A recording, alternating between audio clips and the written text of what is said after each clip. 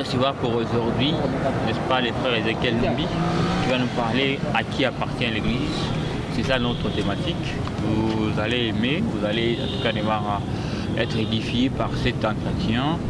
L'autre fois, on avait ici les frères Esaïe Ipanga, bien sûr, Yannick, qui nous avait parlé sur la délivrance. Aujourd'hui, c'est le tour de frère Ezekiel Numbi qui nous parle sur à qui appartient l'Église. Frère Ezekiel Numbi, bonjour, bon après-midi et bienvenue.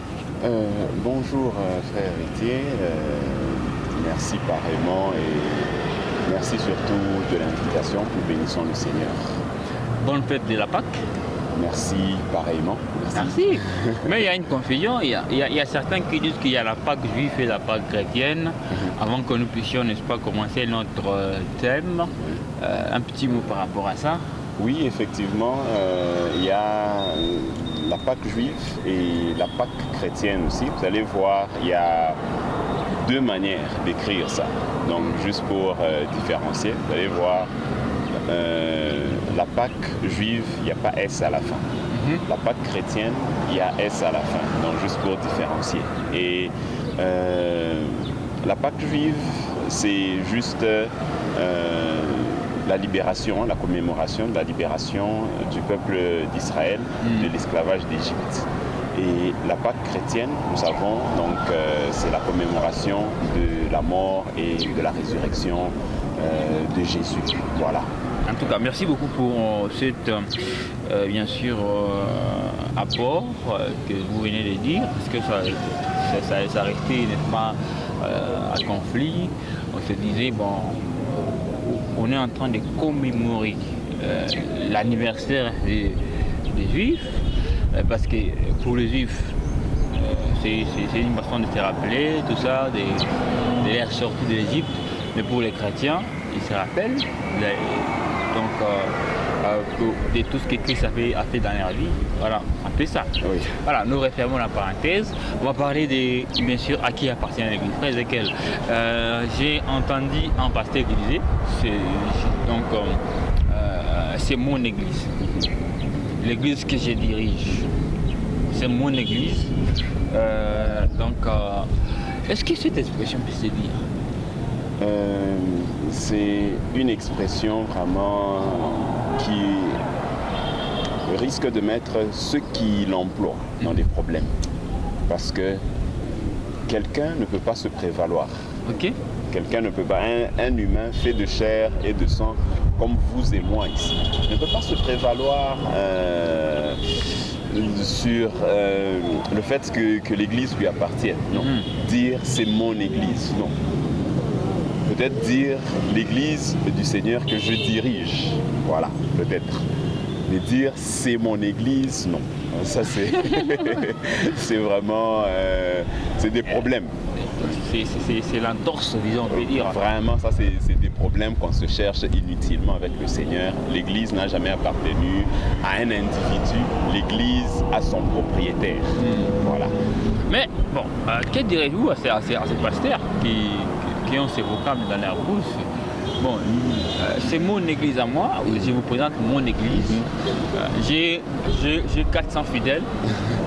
J'ai 400 fidèles. Vite, là, nous prenons Matthieu 16, 18. Nous allons lire ensemble avec vous Matthieu 16, 18. La parole de Dieu nous dit quoi? Matthieu 16, 18. Nous avons, voilà, tout doit se faire sur base des Écritures. La parole de Dieu nous dit quoi? Et moi, je te dis que tu es Pierre, et que sur cette pierre, je bâtirai mon église, et que les portes du séjour de mort ne prévaudront point contre elle. Ici, donc, c'est une histoire que nous connaissons très bien. Donc, c'est Jésus qui pose un peu la question à ses disciples, qu'est-ce que les gens disent de moi? Et chacun donne un peu sa réponse. Non, il y a les gens qui disent que tu es ci, que tu es ça, que tu es un prophète, tout ça.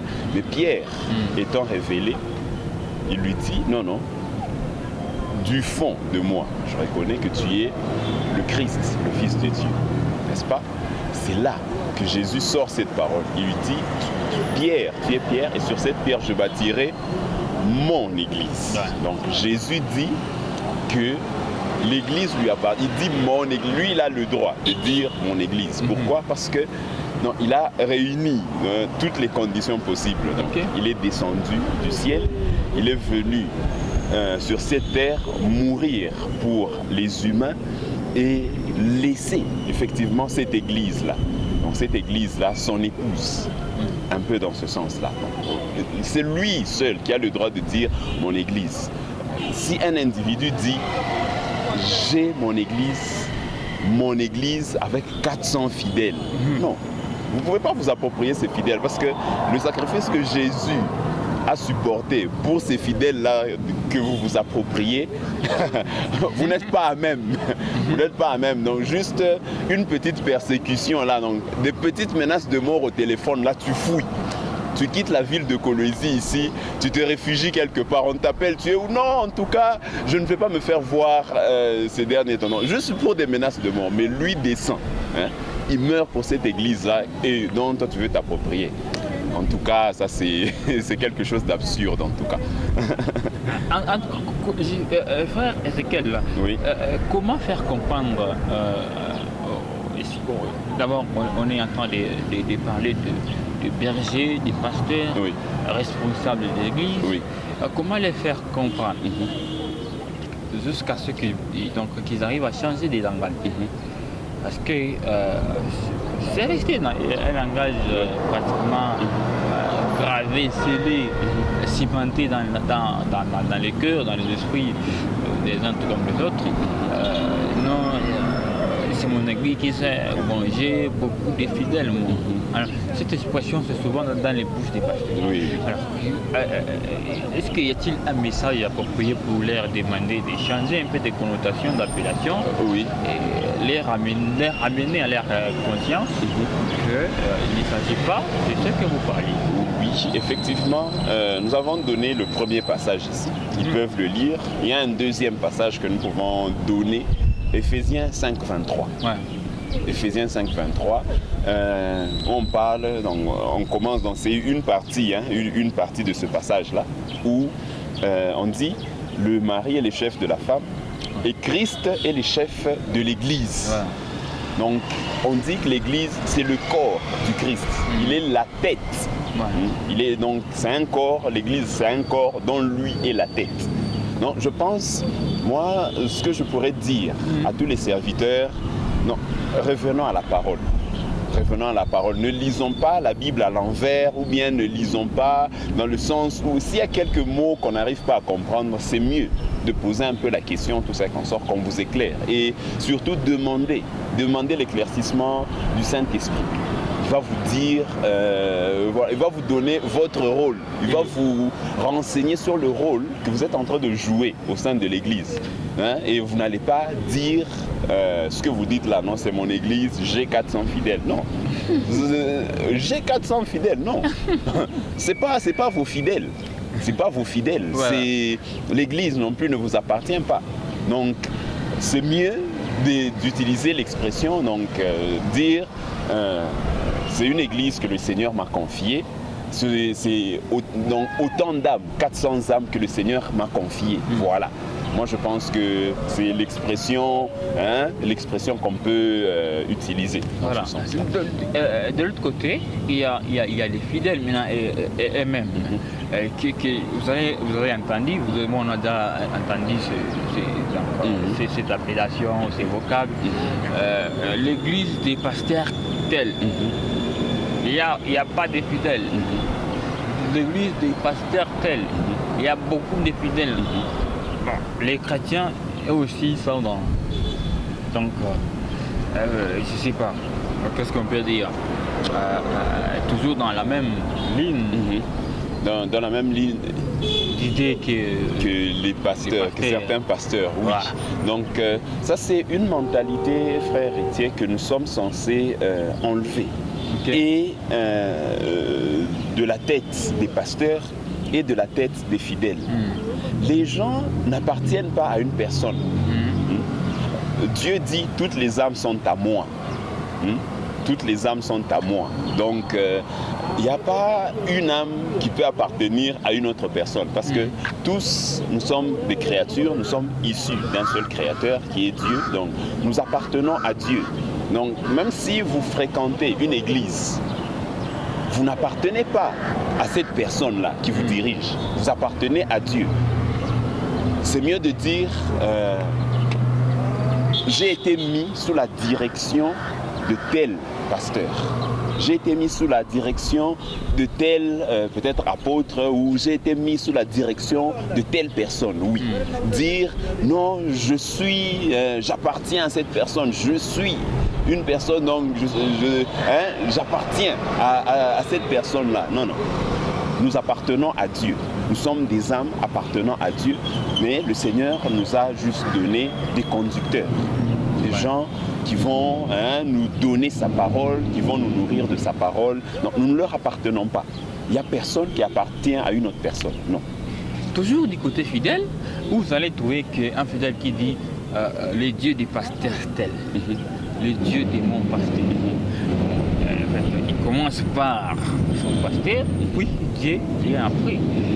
Je ne sais pas, votre avis par rapport à cette expression? Bon, je pense dans cette expression, je trouve pas ça comme étant un problème, mais à condition que vous soyez rassuré que votre pasteur prie le vrai Dieu. Ouais. Dans ce sens-là, si vous êtes assuré, parce que vous allez voir même Jésus qui dit je vais vers mon Père et votre Père, je vais vers mon Dieu et votre Dieu. À la croix, il dit mon Dieu, pourquoi m'as-tu abandonné? Donc même dans notre vie quotidienne, tu peux peut-être te heurter contre une pierre. Ah, mon Dieu! À un certain moment, quand quelque chose ne va pas, mon Dieu! C'est tout à fait normal, cette expression, dire le Dieu de pasteur tel, le Dieu, oui, c'est tout à fait normal, mais à condition que vous soyez assuré, c'est quel Dieu votre pasteur prie. Vous pouvez dire le Dieu de pasteur tel, alors que, bon, lui, il a une autre alliance. Il a une autre alliance hors celle qu'on est censé avoir avec Dieu. Donc, c'est comme si vous adorez un autre Dieu. Vous tombez dans l'idolâtrie, vous adorez un autre Dieu que, voilà, le Dieu véritable. Donc, c'est une expression donc, qui n'est pas très problématique à une seule condition. Rassurez-vous que votre conducteur, celui sous la charge de qui le Seigneur vous a placé, prie vraiment Dieu que nous prions, le Dieu du ciel, Père de Jésus-Christ. Voilà, nous continuons toujours avec notre entretien. Nous recevons les frères de Kalumbi, bien sûr en destination éternelle. C'est important de parler du Seigneur parce que nous est vraiment dans le temps de la fin. Alors, nous ne devons pas être distraits et surtout dans nos églises. Il y a ce qu'on appelle bien sûr l'appropriation illicite. Hein? Donc quelqu'un se réveille le matin, bon, voilà, c'est mon église. Je présente à tout le monde que c'est mon église. J'ai une église de 1 million de membres. Vous avez une église de 1 million de membres. Et les membres aussi disent que oui, l'église de mon pasteur. L'église de mon pasteur. Alors c'était important que nous puissions quand même en parler aujourd'hui, que les chrétiens puissent arriver au moins à changer la manière de faire cette appellation. Parce qu'il y a même les grands hommes de Dieu, les véritables hommes de Dieu. Et aussi, il évoque les mêmes expressions, oubliant que c'est inapproprié de dire que c'est mon église, parce que là vous prenez en otage, un bien d'autrui, un bien céleste. Donc c'est pas normal. Alors frère de Kalumbi, avez-vous un appel à lancer? Oui, effectivement. Donc nous appelons vraiment tous les hommes de Dieu, tous les chrétiens en général, nous voulons vraiment leur rappeler que l'Église appartient à Jésus-Christ. Et vu que l'Église appartient à Jésus-Christ, il a un objectif par rapport à cette Église-là, que nous trouvons dans Éphésiens 5, verset 27. Éphésiens 5, verset 27. Donc, le but, l'objectif qu'a le propriétaire de l'Église, qui est le Seigneur, sur son Église, c'est la faire apparaître sans tache ni ride. Une Église irrépréhensible, une Église vraiment sainte, une Église vraiment pure, sans péché, sans tache. Et ayant cet objectif par rapport à son Église, il y a un évangile vraiment, un évangile clair, un message clair. Parce que pour que cette Église soit sans tache, soit sans ride, il faut un message vraiment, vraiment bien approprié pour que cette Église arrive vraiment à cet objectif-là que le Seigneur s'est fixé.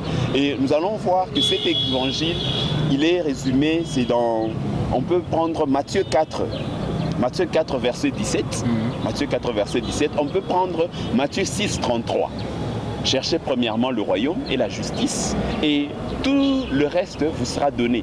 Et vous allez voir dans Matthieu 4, 17, on nous dit, Jésus a commencé à prêcher et à dire, répentez-vous car le royaume des cieux est proche. Donc, étant le propriétaire, il a un objectif par rapport à son Église, et ayant cet objectif, il a déjà placé un message vraiment qui est censé passer dans son Église, afin que les objectifs qu'il s'est fixés par rapport à son Église puissent être atteints.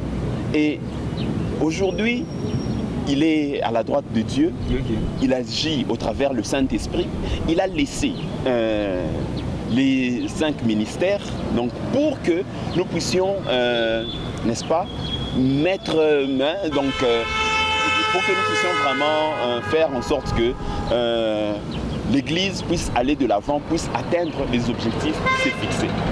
Donc nous devons prêcher le message.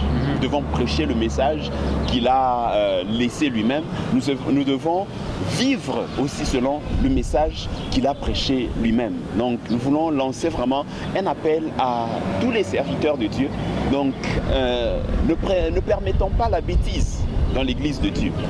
Ne permettons pas des choses qui sont à l'encontre de la parole de Dieu. Ne permettons pas dans l'Église un habillement indécent. Vous imaginez aujourd'hui qu'on permette dans l'Église qu'on mette les pantalons. Voilà. C'est quelque chose qui ne cadre pas. Même si aujourd'hui il y a des gens qui discutent. Nous avons juste à voir la manière dont nos sœurs mettent les pantalons aujourd'hui. Donc, elles mettent le pantalon de manière à attirer l'attention sur elles, à attirer les regards sur elles. Bon, si nous devons permettre cette manière de mettre le pantalon là, même si on nous dit non, non, il y a certains qui mettent Mambo voilà pantalon na Ishima. Non, ouais. Ça, pantalon, bah, il voilà na Ishima. Donc, quand on essaie de voir la manière dont les dames mettent les pantalons aujourd'hui, même les pantalons qu'on dit pantalon classe, veste, tout ça qu'on sort, vous allez voir que la partie de la hanche jusqu'à la moitié des cuisses, c'est serré. C'est serré.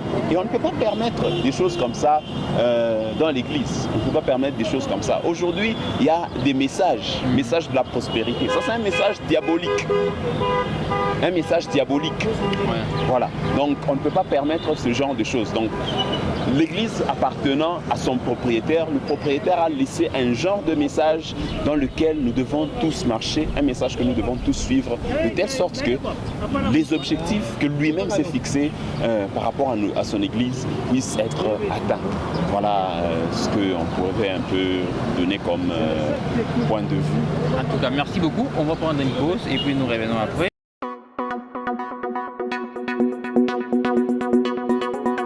Nous sommes de retour dans notre émission, bien sûr. De partout vous regardez, donc vous allez devoir nous envoyer vos suggestions, donc bref, vos correspondances, aux coordonnées affichées, n'est-ce pas, en dessous de votre écran ça peut être télévision, ça peut être votre écran, bien sûr laptop, bon, voilà. Vous allez retrouver vos coordonnées en dessous de notre bande passante. C'est par là que vous allez, n'est-ce pas, nous envoyer votre correspondance, votre appel. Voilà. Alors nous voudrions bien sûr JT avec cet entretien. Nous allons prendre la dernière question avec notre invité, Frère Ezekiel Numbi, je rappelle. Frère Ezekiel Numbi, présentateur d'une émission Destination Éternelle. Je pense que prochainement on va vraiment parler brièvement de bien sûr, donc ces concepts, voilà, ces concepts, Destination Éternelle. Pourquoi il a attribué les noms des Destination Éternelle à son émission, qu'est-ce qui est dit, qu'est-ce qui est décortiqué dedans. Il va vraiment nous faire vivre, bien sûr, les condensés de cette émission Destination Éternelle. Alors, Frère Ezekiel Numbi, pour beaucoup de confessions religieuses, apparemment, on a comme l'impression que c'est chacun avec son chacun. Donc, ils disent que non. Dieu est tel, notre Dieu, donc je peux dire, surtout les églises des Noirs en Afrique. Vous allez trouver, nous avons tel Dieu, c'est une personne où donc ils sont en train de je peux dire, ils personnifient Dieu dans la personne là. Donc ils personnifient Dieu dans la personne, ça peut être un représentant d'une communauté, d'une église, bien un pasteur d'une église, mais qui est célébré comme un Dieu là, voilà. Donc un peu ça. Alors on a l'impression comme s'il y a plusieurs dieux humains. Donc l'église appartient à ces dieux là. Donc voilà, un petit message, il y a beaucoup de confessions religieuses qu'on ne peut pas énumérer ici. Donc tel invoque tel dieu, tel dieu des noirs, dieu des blancs, dieu rouge, dieu soleil. Bon, la liste. On dirait cacophonie, bien, c'est normal ce qu'ils font. En fait, par rapport à ça, moi je me dis que c'est l'esprit du diable. C'est l'esprit du diable. Vous savez,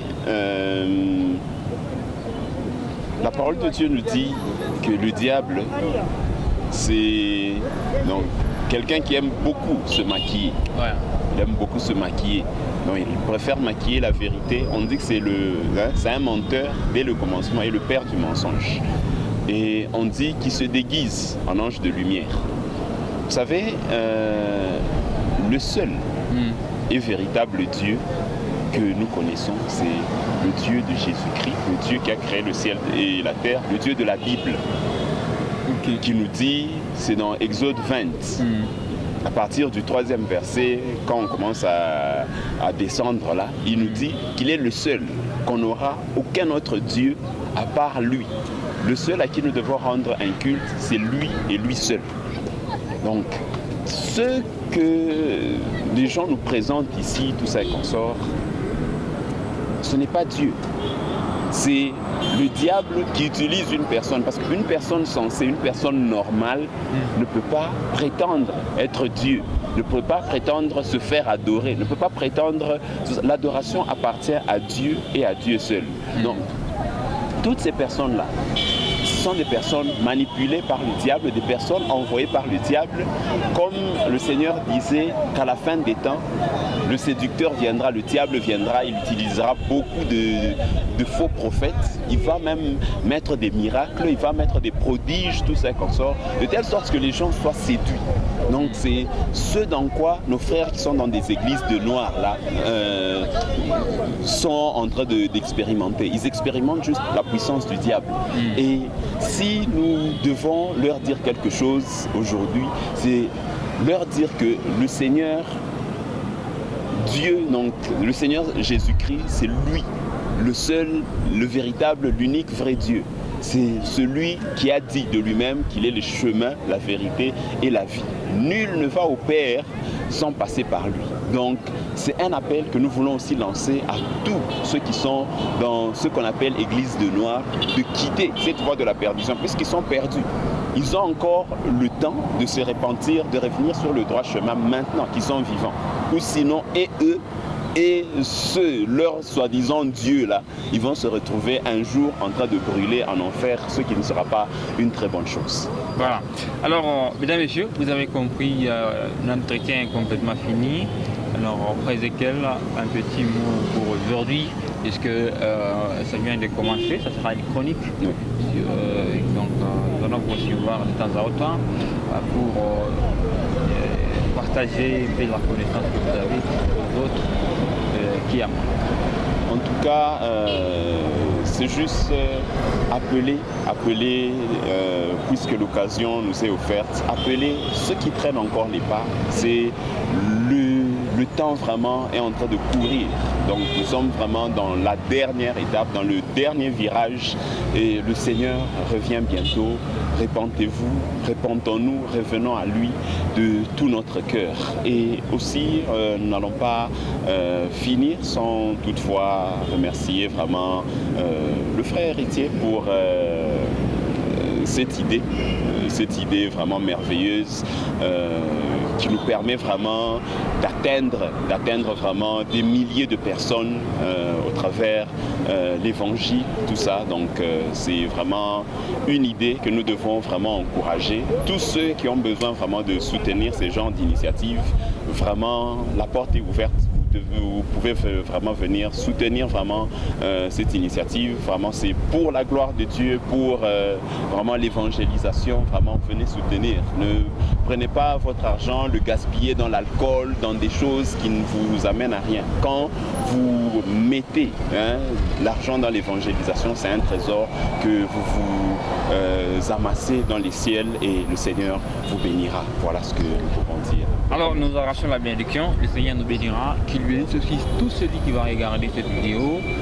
Chers internautes, nos coordonnées déjà passeront au bas de votre écran, téléviseur, écran laptop, écran bien sûr iPhone. Vous allez retrouver, n'est-ce pas, nos coordonnées. Nous nous fixons rendez-vous très prochainement. Ça a été pour nous un plaisir de vous présenter cette émission d'aujourd'hui. Moi, je m'appelle Héritier Tweeté. J'ai eu, n'est-ce pas, le plaisir de recevoir notre invité des marques, Frère Ezekiel Numbi, à qui je remercie sincèrement. Il n'a pas hésité à répondre à notre invitation d'aujourd'hui. Nous allons nous retrouver très prochainement avec beaucoup de plaisir et nous allons parler encore de beaucoup d'autres choses que vous allez aimer. Merci beaucoup. À la revoyure.